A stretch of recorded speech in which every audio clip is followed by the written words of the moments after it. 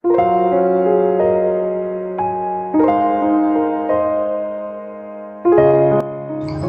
teman-teman, di sini saya akan menjelaskan tentang biografi dari Vygotsky. Nah, Vygotsky memiliki nama panjang Lev Seminovich Vygotsky, biasa dipanggil Vygotsky. Vygotsky lahir pada tanggal 17 November 1896 di Treris, Rusia, di suatu kota Orska, Belarusia. Sewaktu muda, Vygotsky tertarik pada studi kesusastraan dan analisis sastra, dan ingin menjadi seorang penyair dan filosofis. Memasuki usia 18 tahun, dia menulis suatu ulasan tentang Shakespeare's Hamlet yang kemudian dimasukkan dalam satu dari berbagai tulisannya mengenai psikologi.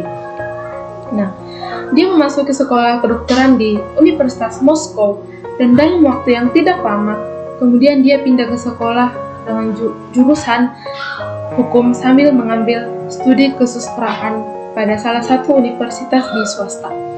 Dia lulus menjadi sarjana hukum di Universitas Moskow pada tahun 1917, dan dia menjadi tertarik ke psikologi pada umur 25 tahun. Pengalamannya mengajar sastra di SMP, mengajar psikologi di suatu perguruan tinggi, dan kegiatan pendampingan kepada anak-anak yang cacat fisik. Nah, dari situ ia menjadi tertarik dengan kajian psikologi, sehingga pada studi doktoralnya, beliau menulis disertai PhD mengenai Psychology of Art di Moscow Institute of Psychology pada tahun 1925. Nah, Vygotsky menekankan pentingnya memanfaatkan lingkungan dalam pembelajaran. Nah, lingkungan sekitar siswa meliputi orang-orang, kebudayaan, termasuk pengalaman dalam lingkungan tersebut. Vygotsky berpendapat bahwa proses belajar akan terjadi secara efisien dan efektif apabila anak belajar dengan secara kooperatif bersama dengan anak-anak lain dalam suasana dan lingkungan yang mendukung, dalam bimbingan seseorang yang lebih mampu, serta guru atau seseorang yang lebih dewasa. Lalu, selanjutnya saya akan menjelaskan tentang konsep dasar Vygotsky. Lev Vygotsky berpendapat bahwa perkembangan kognitif dan bahasa anak-anak tidak berkembang dalam suatu situasi sosial yang hampa. Perkembangan kognitif dalam pandangan Vygotsky diperoleh melalui dua proses, yaitu proses dasar secara biologis dan proses psikologis yang bersifat sosial budaya. Vygotsky juga mengemukakan dua ide, yaitu yang pertama, bahwa perkembangan kognitif siswa dapat dipahami hanya dalam konteks budaya dan sejarah pengalaman siswa. Yang kedua, bahwa perkembangan kognitif siswa bergantung pada sistem tanda dan dari setiap individu. Di sini saya akan menerangkan mengenai prinsip-prinsip pada teori Vygotsky. Yang pertama ada social culture natural learning. Di sini Vygotsky menekankan pada pentingnya peran orang dewasa atau teman sebaya yang lebih mampu dalam belajar. Dan Vygotsky juga menyarankan untuk membentuk kelompok-kelompok belajar dengan anggota kelompok yang berbeda-beda. Misal, berbeda dalam segi akademis, sosial budaya, latar belakang, atau maupun tingkat emosional. Yang nantinya untuk mengupayakan perubahan secara konseptual. Nah, untuk yang kedua ada CBD.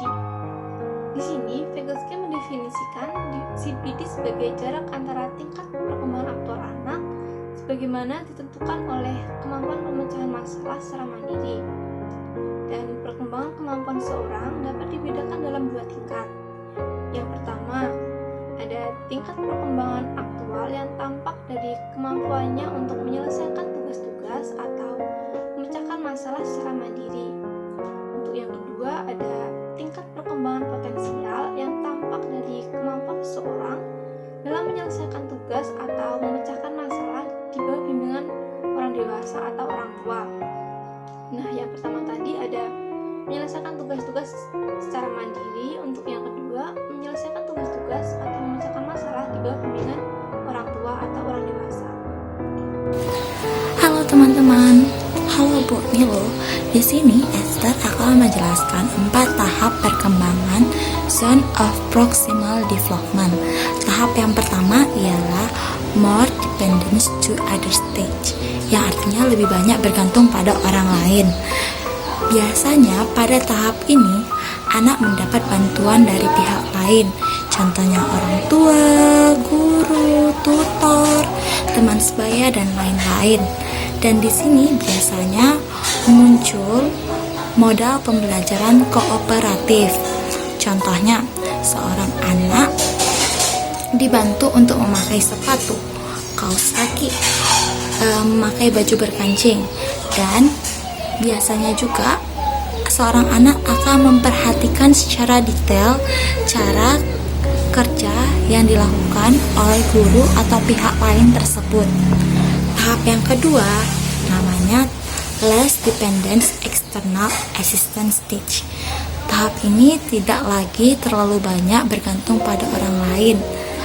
Anak lebih banyak bergantung pada dirinya sendiri, dan tahap ini mungkin anak masih sering melakukan beberapa kekeliruan. Contohnya ya, seorang anak mau memakai sepatunya sendiri, tetapi dia masih sering keliru mana sepatu yang kanan, mana yang sepatu yang kiri, sehingga dia kadang memakainya kebalik.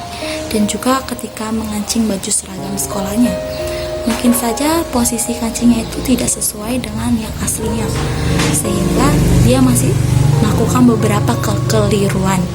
Tahap yang ketiga ialah internalization and automatization stage. Tahap ini anak sudah terinternalisasi sendirinya. Dan pada tahap ketiga ini anak lebih mandiri. Namun pada tahap ini anak belum mampu mencapai kematangan yang sesungguhnya. Contoh, dia sudah bisa pakai sepatu sendiri sebelum pergi ke sekolah. Dia juga udah bisa pakai kaos kaki sendiri sebelum pergi ke sekolah dan memakai baju berkancing secara rapi. Tahap yang keempat di automatization stage. Pada tahap yang terakhir ini, peserta didik melakukan di automatization kinerja yang mengarah pada proses pengulangan atau fungsi pengulangan. Setiap kali menerapkan pada hasil tahap sebelumnya melalui GPD yang dibantu sama orang lain atau dia melakukan dengan sendirinya. Mereka dapat mengurutkan kegiatan mereka lakukan dari awal sampai akhir.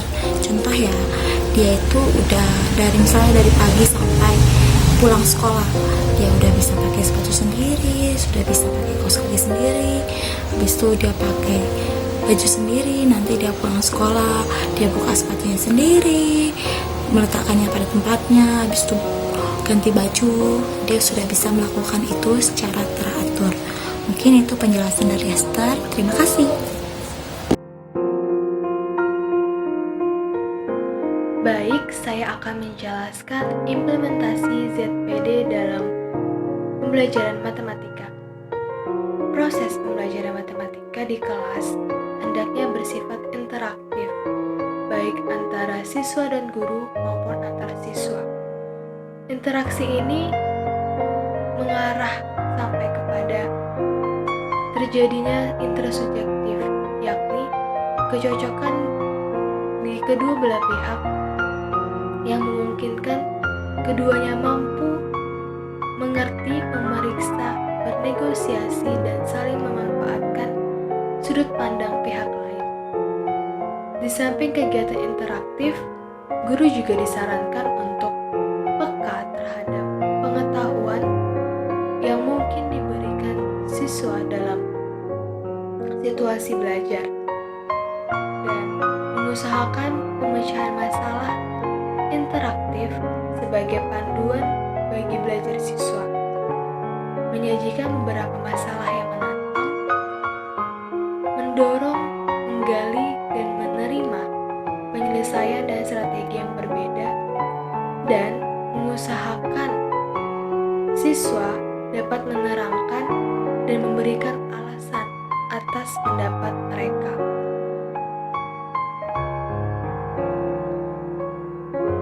Guru perlu mengupayakan siswa berusaha agar bisa mengembangkan diri masing-masing secara maksimal, yaitu mengembangkan kemampuan berpikir dan bekerja secara independen.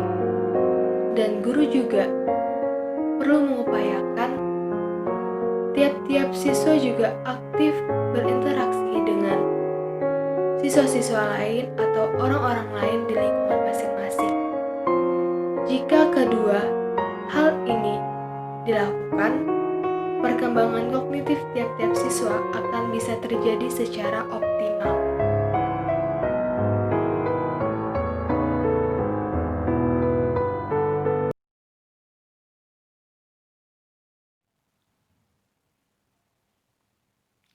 Contoh dalam pembelajaran, jika siswa membuat suatu kesalahan dalam mengerjakan soal, sebaiknya guru tidak langsung memberitahukan di mana letak kesalahan.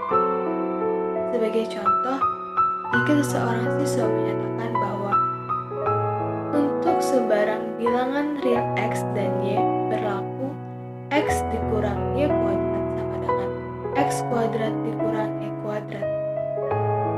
Guru tidak perlu langsung menyatakan bahwa itu salah. Sebaiknya, guru memberikan pernyataan yang sifatnya menuntun. Misalnya, apakah X dikurang 2 kuadrat sama dengan 3 kuadrat dikurang 2 kuadrat? Dengan menjawab pertanyaan tersebut, siswa akan bisa menemukan sendiri letak kesalahannya yang ia buat pada pernyataan sebelumnya.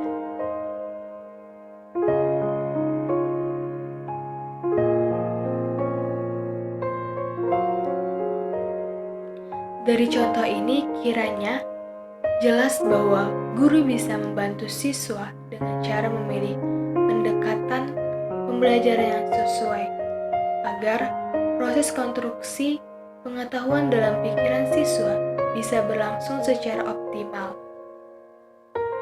Pertanyaan yang diajukan guru tersebut untuk menuntun siswa supaya pada akhirnya siswa bisa menemukan sendiri letak kesalahan yang ia buat. Ini merupakan contoh scaffolding atau tuntunan atau dukungan yang dinamis dari guru kepada siswa.